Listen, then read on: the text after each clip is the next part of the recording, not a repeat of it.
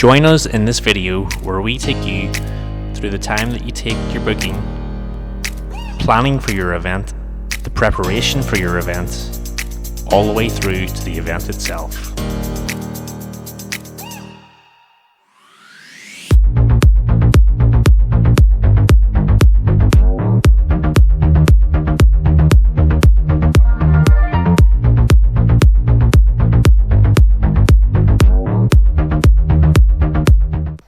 So here we are in the Rusty Bartender's HQ. I'd say there's probably three different types of people that are about to watch this video.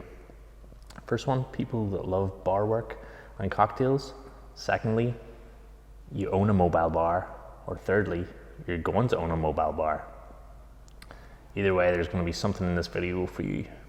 So for those of you who don't know me, I'm the Rusty Bartender. I make cocktails on Instagram, cocktail videos on YouTube, and I also own a mobile bar in Australia. It's a vintage style caravan that we predominantly just do cocktails from. We do events all across Australia. So in this video, I'm gonna basically guide you through my entire process of setting up for an event, which is actually this weekend. So the event I've got this weekend is it's in Victoria in Australia at a place called Falls Creek.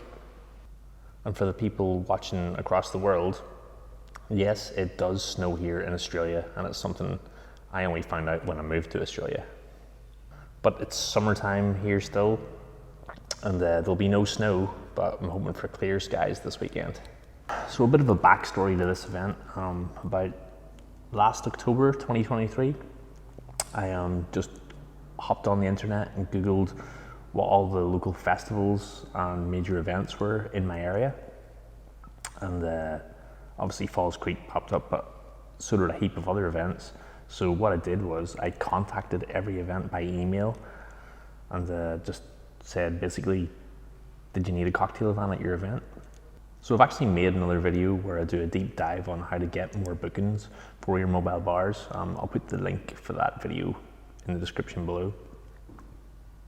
But yeah, that's pretty much how I actually got this gig. So I took this booking on the 6th of December 2023. It's from the organisers of a major festival in Falls Creek. It was for a music festival on the 17th of February 2024, which is this weekend. It's for 10 hours, 12 o'clock to 10 o'clock, and it was for, they estimate there's going to be 3,000 people at the event. On the phone call, there was a couple of caveats to us actually being at the event. We're not allowed to sell beer or wine or gin because they've got local suppliers that are at least serving them. But we can make cocktails. We can make any cocktails we want as long as they don't have gin in them, obviously. And we can sell spirits as well. So once you're armed with all your information for an event, this is what I would recommend doing. All right, so my process when we're doing festivals, when we're making the menu for it, you gotta think what season you're in, because obviously if it's hot, people want longer style drinks, fresher stuff. If it's winter, you know, old fashions, Manhattans, hot cocktails, that kind of thing. But we've done quite a few festivals, and so we kind of know what works and what doesn't. You want to have a kind of mix in the van of ones that are going to take longer to make, like your espresso martini, your margaritas, shaken ones, and you want to have ones that you can just fire out really quickly and easily, like Lynchburg lemonade, Blue Lagoons, that kind of thing. So basically what I do is I grab a big whiteboard. I'm not sure if you can see it, but what I do is, get that out of the way, write down the name of the cocktails we're doing. So at this event, we're doing margaritas, mojitos, espresso martinis, Blue Lagoons, Lynchburg lemonades, and Moscow mules. Probably do the whiskey mules as well, since we'll have the same ingredients. And beside each, you're gonna write down the ingredients and then the amount you need of those ingredients. So now you're probably asking yourself, so how do you figure out the the amount of cocktails you're going to sell at an event. This is difficult because obviously you don't know how busy it's going to be, what sort of crowd it is that's drinking. It's pretty much purely guesswork, but you can make a good stab at it. I mean, if you've already done weddings, events, even major festivals, you can kind of work out that at weddings, you usually get 30% of the crowd will drink your cocktails, and they'll have 1 or 2 or 3 easy. At bigger events, it always works out about 10 to 20% of that crowd will drink cocktails. That's what we find anyway. So if you've got a crowd of 3,000 people, you can maybe guesstimate that you're going to have 300 to 600 cocktails, maybe, probably more. But we're going to be selling cocktails and spirits, so if we sold 600 cocktails that day plus spirits, that's going to be more than a drink for every single minute that we're open that day. It'll be a busy day. So pretty much at this festival, if I add that all up, it's 100, 200, 300, 400, 500, 600. I should have enough ingredients for 660 cocktails, and then plus whatever spirits we sell on the side, like Jack Daniels and Coke, vodkas, sodas, that kind of thing. No gins though. So as I'm recording this, the festival is actually in 3 days' time. I've obviously already bought the alcohol for it. The fresher ingredients like mint leaves, fresh limes, the espresso stuff I've pre-ordered. So local coffee shop, they do milliliter bottles of espresso. Just have to order them 4 or 5 days in advance. Pick that up the day before the festival, and I'll pick the fruit up the day before the festival, so it's all still fresh. And yeah. So apart from the stuff that we're going to be selling at the festival, I need to make and print out some menus for the event, and also we needed a liquor license for the event. As for the menus, I do mine on Canva. I upload them then to a local store who print them out and laminate them for me. It's nice and easy. If you want me to show you how to actually do the menus on Canva, I can make another video. Just let me know in the comments. As for applying for a liquor license for festivals in Australia, it's actually pretty easy. I'm in Victoria, so I go to the Victoria liquor licensing. Just Google it. And how it works is, if the event has over 5,000 people at it, you need to apply for the major events liquor license. And if it's under 5,000, you have to apply for the temporary liquor license. Temporary liquor license for a one-off event. So you need to apply for this between 5 and 6 weeks out from your event. You will also need a site map of the event itself. So I had to ask the organizers of the festival for their actual site map of the event, and it needs to have a red line around the perimeter of where alcohol will be consumed for the event, and it also needs to have like a little X where your mobile van is going to be situated. If that doesn't make sense, I'll show you a picture of mine later on when I get it printed off. The only other thing I should note about this particular event is, it's not a problem, but logistics for this one. Falls Creek is about a 2-hour drive from where we live in Australia. It's up a mountain, obviously, because they go skiing there.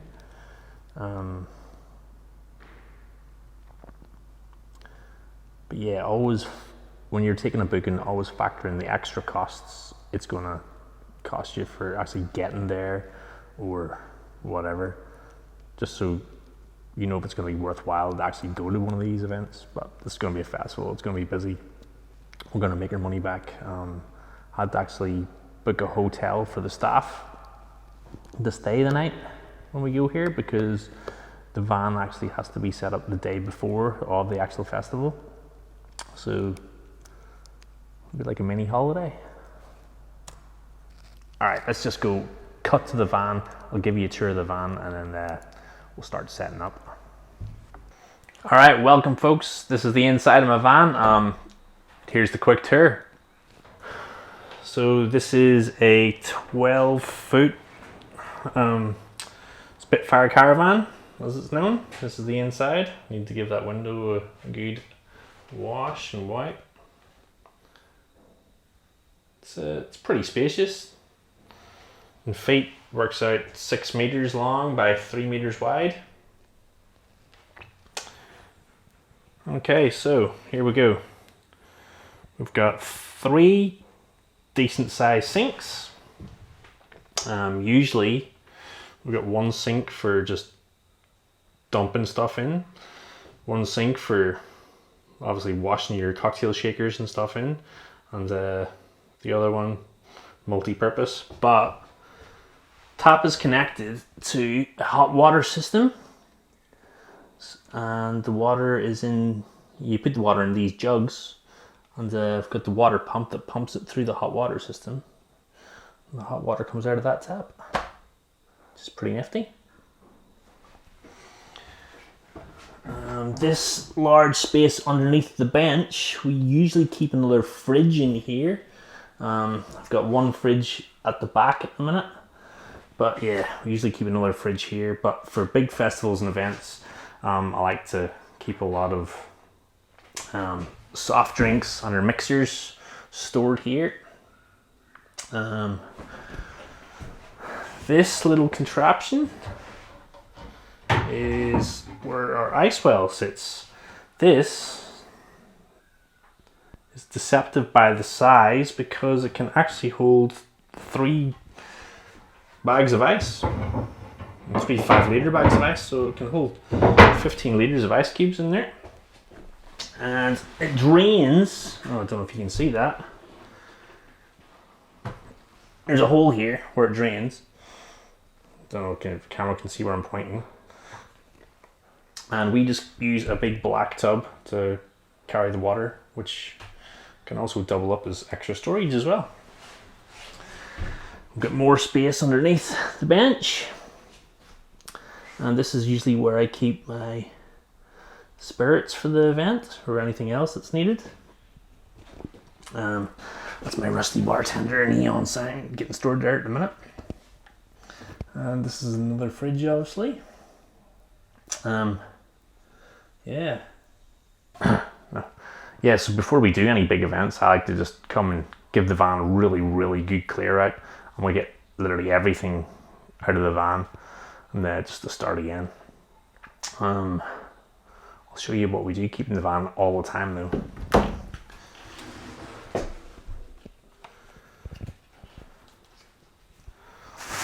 Okay, so we've got 1 big tub. That's where I keep all my power cords.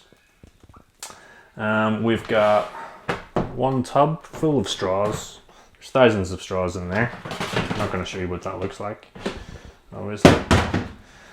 This one is probably my general cleaning. You've got sprays, wipes, whatever you need.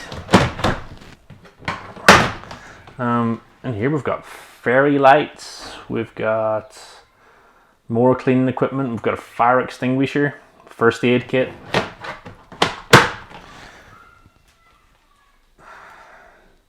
Tubs are your best friend in the caravan. In this bag, it's just more cloths and towels for spillages. Got a tub for, what's this tub got? This tub's got a butane lighter, candles, mosquito coils, business cards. It's basically a tub for anything. And in this tub is full of stationery, pens, chalk pens, paper, blue tack, hooks. Sure, it's got some spanners and some screwdrivers and stuff you need to for repairs. Anyway, I'll get started filling this van up for the festival.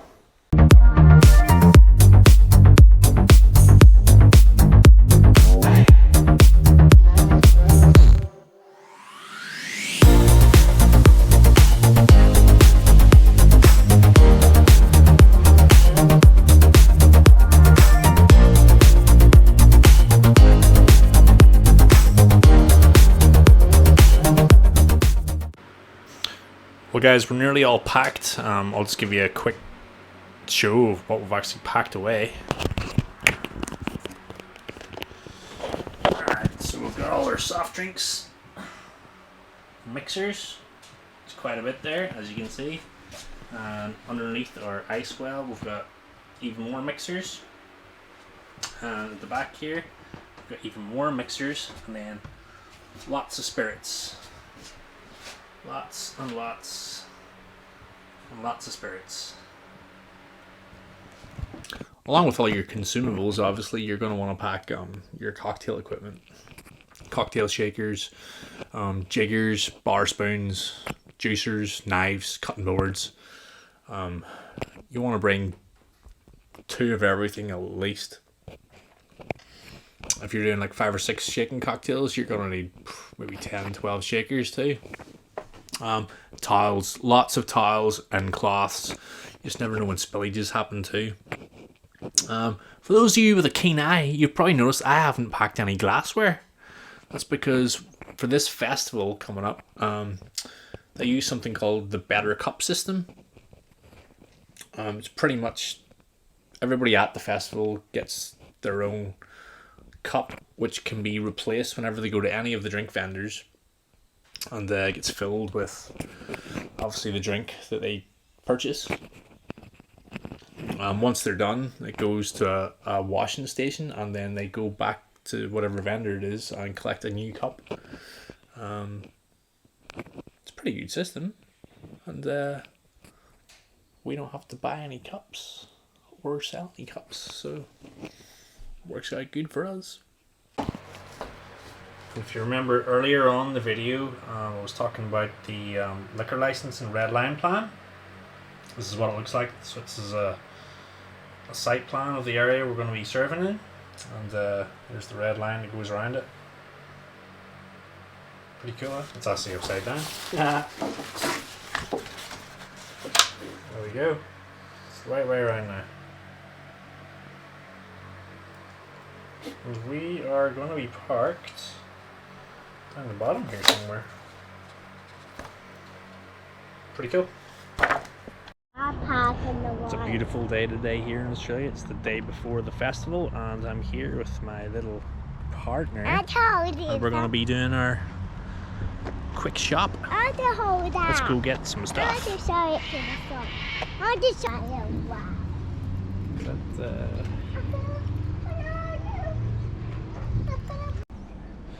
We've just picked up our espresso. 3 liters of espresso. Espresso martini time. Here we are the day before the festival, and we're just about to travel to Falls Creek. It's going to take us about 2 hours. Let's go.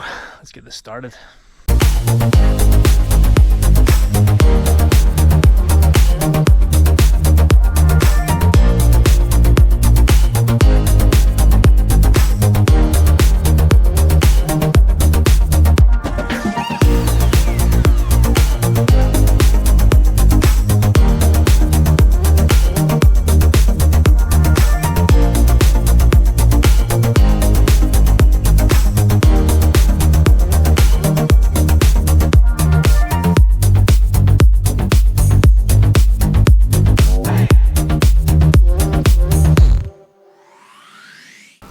Here we are, it's festival day, and we are set up.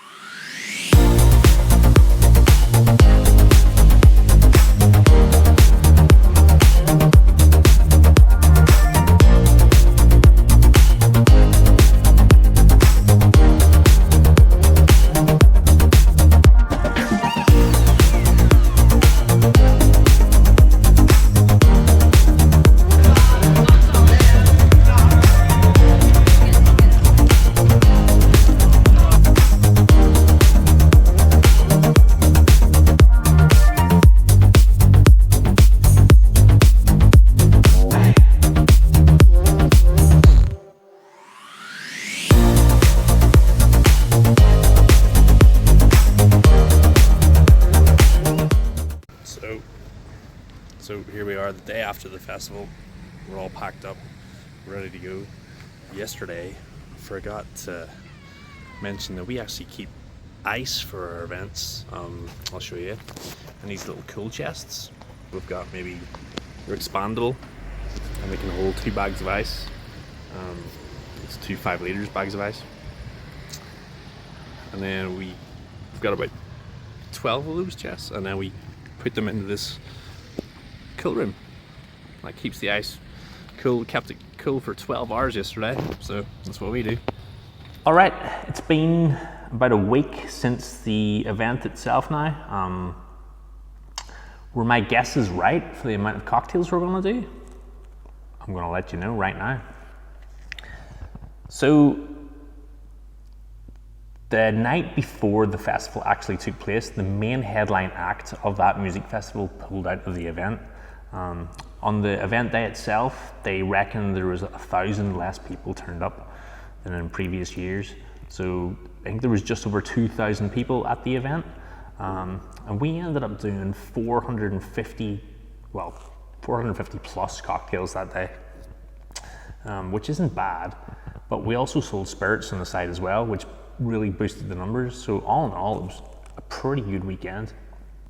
So if you've actually made it through to the end of this video, well done.